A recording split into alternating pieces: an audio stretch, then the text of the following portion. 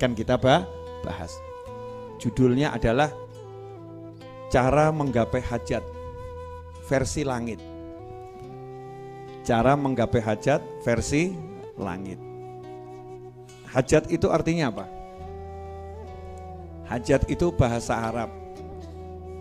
Ya, bahasa Arab yang kemudian dijadikan bahasa Indonesia.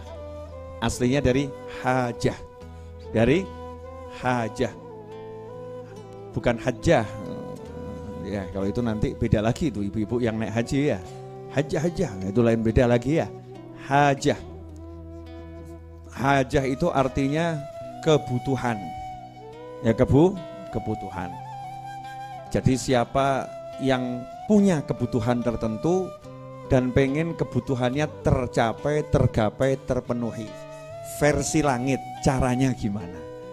Ya, versi langit. Caranya bagaimana? Insya Allah kajian ini singkat, padat, dan bisa diamalkan. Ya, bisa diamalkan, insya Allah. Dalam kitab Al-Adhkar, daripada nanti banyak yang nanya sama saya, sumbernya dari mana? Itu yang ngajari siapa? Sahih atau tidak? Nanti daripada ditanya gitu, saya juga kalau jawab mumet, kalau tidak saya jawab yang nanya juga mumet. Betul kan ya? Nah, sumbernya ini kitab Al-Adhkar karya Imam Nawawi rahimahullah. Ini Al-Adhkar. Imam Nawawi ini sudah dikenal kepakarannya dalam ilmu hadis. Jadi kalau sudah Imam Nawawi yang bicara ilmu fikih, ilmu hadis, bisa dijadikan pegangan. Bisa dijadikan pegangan. Meskipun yang namanya ulama itu beda pendapat, ada ya wajar-wajar saja. Tapi ucapan Imam Nawawi bisa dijadikan pegangan. Imam Nawawi mengatakan dalam kitab Al-Adhkar, ruwina fi kitab Tirmidzi wa Ibnu Majah, dalam kitab Sahih Tirmidzi dan Ibnu Majah diriwayatkan kepada kami an Abdullah bin Abi Aufa radhiyallahu anhuma, dari Abdullah bin Abi Aufa, semoga Allah meridhai keduanya, qala, beliau berkata, qala Rasulullah sallallahu alaihi wasallam, man kanat lahu hajatun ila Allah taala au ila ahadin min bani Adam. Siapa yang punya kebutuhan kepada Allah atau kebutuhan kepada salah satu anak cucu Adam, butuh sama Allah atau butuh sama manusia. Jadi hajat dunia maupun hajat akhirat. Sebelum saya lanjutkan pertanyaan ini, punya hajat enggak? Kalau enggak punya ya enggak usah saya jelaskan. Banyak ya? Enggak usah dijelaskan tuh. Jelaskan enggak? Jelaskan. Pemirsa, mau dijelaskan? Oh mau, katanya mau. Barang siapa punya hajat kepada Allah ataupun kepada anak cucu Adam alias akhirat atau dunia, maka langkah pertama yang harus dia lakukan versi langit menurut sabda Nabi Muhammad SAW, fal yatawaddo wal yuhsinil wudhu. Hendaknya dia berwudhu, dan bukan sembarang wudhu, fal yuhsinil wudhu, wudhunya yang baik. Jadi kalau punya hajat itu bukan lihat saldo. Jadi salah ya, punya hajat lihat saldo itu keliru. Kalau punya hajat jangan lihat kenalan teman-teman. Kalau punya hajat lihat kenalan teman-teman itu juga keliru. Kalau punya hajat jangan menghitung aset. Ya, ngitung aset juga keliru. Kalau punya hajat jangan lihat daftar di phone book, nomor telepon yang bisa dihubungi. Ya, jangan lihat itu. Tapi nomor satu, langkah pertama kalau punya hajat adalah wudhu. Tentunya kalau ibu-ibu tidak lagi menstruasi. Ibu-ibu menstruasi haram wudhu. Wudhu tidak boleh, haram untuk ibu-ibu yang menstruasi. Sama dengan haramnya sholat. Lagi mens gak boleh sholat, maka lagi mens gak boleh wudhu. Ini banyak perempuan gak tahu. Dikira wudhu boleh. Ya, wudhu boleh, karena sholat tidak boleh, ngaji tidak boleh, wudhu juga tidak boleh. Wudhu itu paketnya sama sholat. Yang belum tahu sudah terlanjur, gak usah dipikir, lewat. Setelahnya jangan diulangi. Jadi hukumnya wudhu buat orang yang menstruasi adalah haram sama seperti haramnya dia sholat, sama seperti haramnya dia baca Al-Quran. Jelas semuanya? Nah, jadi ibu-ibu amalkan ini saat tidak menstruasi. Saat tidak menstruasi. Bapak-bapak, ya kalau lagi menstruasi jangan. Oh, bapak nggak mens ya. Jadi kalau misalnya ibu menstruasi ya suruh bapaknya, ya suruh suaminya, ajari anaknya, ya ajari anaknya. Wakilkan dulu dengan orang lain. Wudhu dan wudhunya harus bagus. Wudhu yang bagus bagaimana? Sunnah-sunnahnya dijalankan. Kemudian adab-adabnya dijalankan. Jangan wudhu sambil telanjang. Nah itu enggak beradab. Walaupun di kamar mandi enggak ada orang lihat, ya itu tidak beradab. Kemudian usahakan kalau bisa menghadap kiblat wudhunya. Kalau bisa. Kadang kan tempat wudhunya enggak memungkinkan ngadep ke kiblat. Tapi kalau memungkinkan wudhunya ngadep ke kiblat. Kemudian jangan ngobrol waktu wudhu, khusyuk. Wudhunya yang khusyuk. Itu artinya wudhu dengan baik. Ini harus dijelaskan karena ada orang, Beb udah saya amalkan kok ternyata enggak jalan ya. Lah wudhumu enggak beres. Wudhunya betul-betul nawaitu saya mau wudhu, bersihkan diri dari hadat. Ya agar hadat ini diangkat dari tubuh saya. Wudhu yang baik. Kemudian thumma liyusalli rak'atain. Setelah itu hendaknya dia sholat sunnah 2 rakaat. Setelah wudhu ngadep kiblat, niat sholat sunnah 2 rakaat. Sholat sunnah hajah. Usolli rak'ataini lil hajah lillahi ta'ala, atau usolli rak'ataini lillahi ta'ala.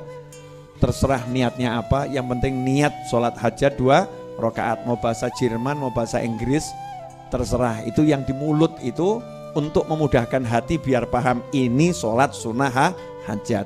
Karena kalau tidak diucapkan kadang suka ngelamun, ya suka ngelamun. Tsumma liyusolli rak'atain. Nah 2 rakaat ini apa yang dibaca? Yang dibaca tentunya surat Al-Fatihah. Setelah Al-Fatihah Al-Kafirun kata para ulama. Kemudian rakaat kedua surat Al-Fatihah. Setelah Al-Fatihah Al-Ikhlas, Qul huwallahu ahad. Jadi 2 rakaat. Rakaat pertama Al-Fatihah sama Al-Kafirun, rakaat kedua Al-Fatihah dan Al-Ikhlas. Selesai salam. Assalamualaikum warahmatullahi. Assalamualaikum warahmatullahi. Tsumma liyuthni 'ala Allahi 'azza wa jalla. Hendaknya dia muji-muji Allah. Bismillahirrahmanirrahim. Alhamdulillahirabbil alamin. Semakin banyak pujiannya semakin bagus. Ya, semakin banyak pujiannya semakin bagus. Muji Allah itu ya basmalah, alhamdulillah. Hamdan yuwafi ni'amahu, hamdan. Semakin banyak pujiannya sama Allah semakin bagus. Alal aqal minimal bismillah, alhamdulillah. Alhamdulillahirabbil alamin itu kalimat pujian terbaik untuk Allah Subhanahu wa taala. Setelah itu wal yusalli 'alan nabi sallallahu alaihi wasallam. Setelah itu hendaknya dia bersolawat kepada baginda Muhammad SAW. Solawatnya enggak dijelaskan bentuknya seperti apa, sak karepmu. Mau baca solawat munjiyah, mau nariyah, mau ibrahimiyah, mau baca solawat digabung semuanya, semakin bagus. Allahumma sholli ala sayyidina Muhammadin wa ala ali sayyidina Muhammadin. Allahumma sholli ala sayyidina Muhammadin salatan tunjina biha. Terus sambung Allahumma sholli ala sayyidina ifaqri. Terus solawat macam-macam. Ya namanya mau minta sama Allah itu kan semakin banyak rayuannya Allah semakin seneng ya. Ya hambaku ini kamu kok muji-muji aku, muji-muji nabiku terus nih maumu apa? Ada maksud tersembunyi saudara-saudara yang tidak tersembunyi dari Allah Ta'ala. Gak mungkin tersembunyi dari Allah. Tapi malaikat gak tahu. Malaikat gak tahu. Makanya Allah senang, Allah pamerkan orang seperti ini pada malaikat. Lihat tuh hambaku tuh. Tuh lihat mau ngapain dia. Yuk perhatikan. Nah setelah mengucapkan sholawat pada Nabi Muhammad SAW, hendaknya membaca doa berikut.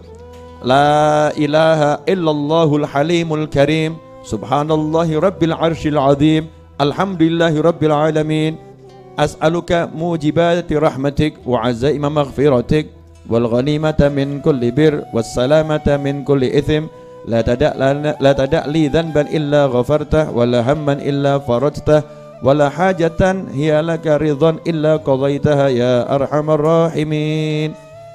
Tenang, mesti jenengan nanya, Bib tulis no. Ya.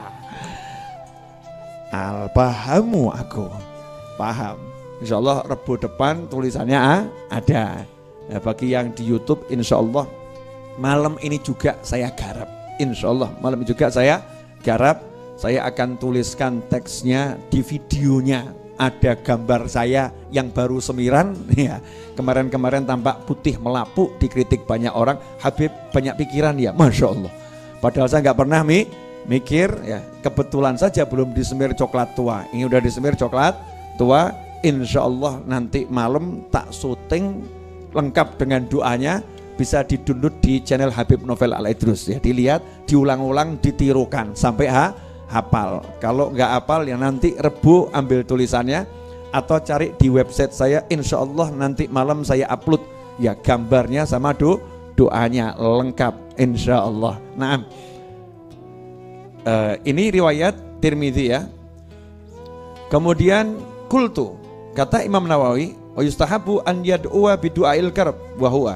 Kata Imam Nawawi juga bagus kalau baca doa karab, doanya orang yang lagi dalam keadaan bingung, sumpek, suntuk gitu ya. Kalau dibaca langsung dikabulkan sama Allah Ta'ala, dibereskan urusannya. Termasuk yang pengen mantu ya, pengen mantu kok anaknya belum dapat jodoh ya. Orangnya hadir di sini, hadir itu. Pengen mantu tuh hadir orangnya ya. Mungkin kepengen mantu kok jodohnya nggak datang-datang gitu kan ya. Ya ini mujahadah ini 7 hari insya Allah beres tuh jodohnya. Ya insya Allah beres. Yang kesinggung ya nggak apa-apa tuh ya. Allahumma atina fid dunya hasanatan wa fil akhirati hasanatan wa qina adzabannar. Ya itu Rabbana atina tuh ya, itu doaul karab. Kemudian di riwayat yang lain. Itu di riwayat yang pertama ya. Riwayat yang berikutnya yang ada dalam kitab Al-Adhkar, warwina fi kitab Tirmidzi wa Ibnu Majah an Utsman bin Hanif radhiyallahu anhu. Ini ada sahabat namanya Utsman. Yang namanya Utsman, riwayatnya beda, jadi orangnya beda. Salatnya sama tapi orangnya beda. Anna rajulan dharirul basar.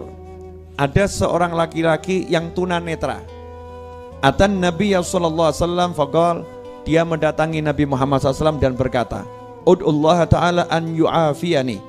Wahai Nabi, tolong mintakan sama Allah, doakan saya agar Allah menyembuhkan aku dari tunanetra.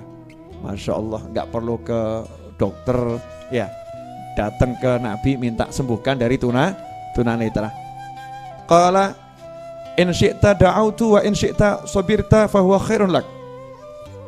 Kata Nabi SAW, kamu boleh pilih, tak doakan bisa melihat atau tunanetra saja sabar, itu lebih bagus buat kamu. Ya tapi abot ya sabar tuh ya.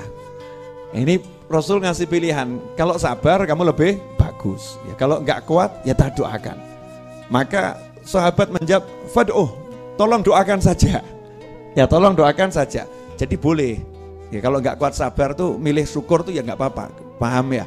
Kalau udah kena musibah itu kalau bisa sabar itu bagus. Tapi kalau nggak kuat minta lepas dari masalah itu bagus. Pilihannya bagus semua. Nah, qala fad'uh fa amarahu an yatawadda. Nah itu Nabi SAW. Rasul tuh kalau suruh mendoakan ngajari umatnya ini untuk usaha. Jadi bukan gratisan ya. Yai tolong doakan saya. Oh waras enggak. Itu kurang mendidik. Tak ajari, ya tak ajari. Kamu berdoalah begitu ya. Itu lebih mendidik. Nih saya kasih amalan, kamu jalankan. Itu mendidik orangnya untuk ikhtiar, ya untuk usaha, untuk mujahadah. Apa sabda Nabi Muhammad SAW? Fa'amarahu an yatawadha'a fayuhsina wudhu'ahu wa yad'u bihadha du'a. Diajari Nabi SAW suruh wudhu dengan bagus. Wudhu dengan bagus, kemudian membaca doa ini. Allahumma inni as'aluka wa atawajjahu ilaika binabika Muhammadin SAW Nabi Rahmah. Ya Muhammad, inni tawajjahtu bika ila Rabbi fi hajati hadhih lituqdhali. Allahumma fasyafi'hu fi. Ini tawassul dengan Nabi SAW.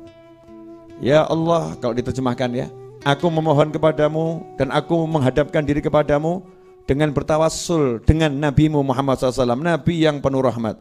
Duhai Muhammad, sungguh aku menghadap kepadamu dan bertawassul kepadamu, kepada Tuhanku untuk hajatku ini.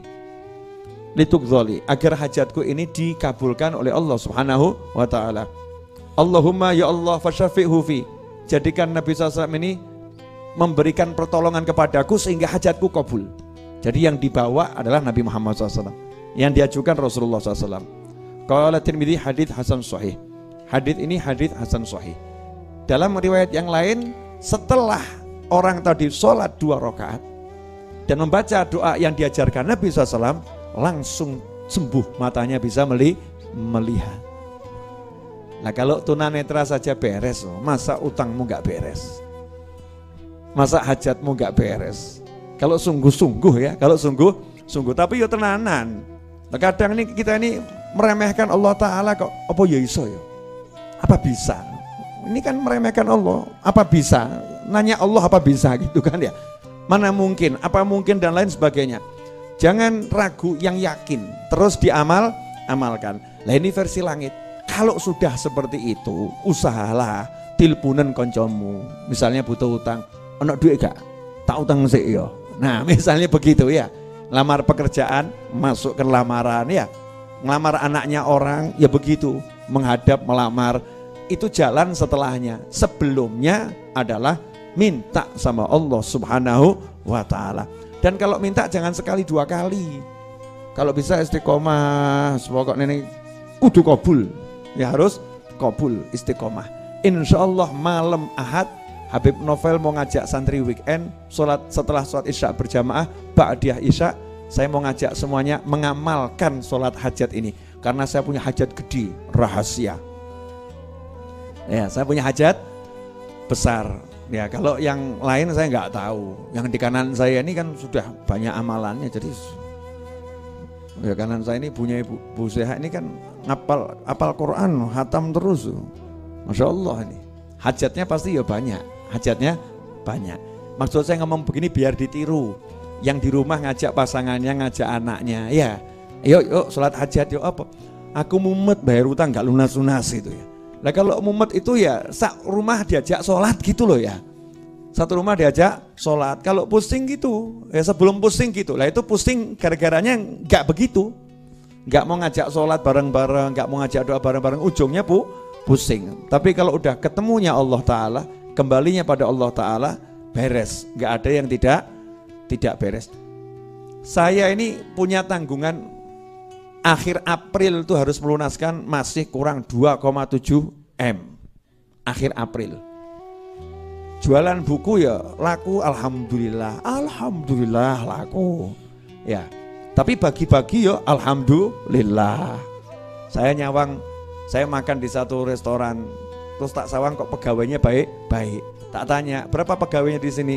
40 Pak. Yaudah saya titip ya, nyoh 40 ku pen ngono ya, ngedum ya ngedum. Ora sida dodolan. Ndak jadi jualan. Akhirnya ngedum. Ya waktunya ngedum, waktunya jualan. 2,7 M akhir April harus lunas. Ya nyantai-nyantai saja. Maksudnya nyantai itu bagaimana? Enggak usah dipikiri tapi usaha. Usahanya ya tetap jualan buku, ya zikir, ya wirid, ya yang bisa dilakukan ya apapun itu. Termasuk diantaranya sholat hajat itu, hajat 2,7 M itu hajat terkecil. Wah kecilik kuy. Saya punya hajat yang gedenya luar biasa. Hajat terbesar saya pengen nanti umroh ditemui Nabi Muhammad SAW. Ya, saya pengen umroh ziarah Nabi, saya pengen ketemu Nabi Muhammad SAW. Pengen diimpeni, pengen ditemoni, terus disayang-sayang, dipok-pok gitu. Pengen kan gak apa-apa toh ya. Awakmu kan gak pengen, ya toh ya. Kalau saya kan pengen dipok-pok ya. Hajah ilallah, punya hajat sama Allah itu hajat akhirat, betul kan hajat? Akhirat. Hajat dunia itu remeh, ya kecil. Hajat dunia kecil, tapi hajat pengen ketemu Nabi SAW hajat yang luar biasa. Makanya sebelum saya berangkat umroh ya mau tak mujahadahi, biar nanti jauh-jauh dari Solo sampai sana biar ditemoni kan gitu loh ya. Biar ditemoni tapi yang menyenangkan hati, gak diseneni. Ditemoni wedi aku ya. Makanya kalau minta yang lengkap ya ditemoni, dipok-pok, disayang. Jelas ibu-ibu? Apa? Akhirnya aku bongkar.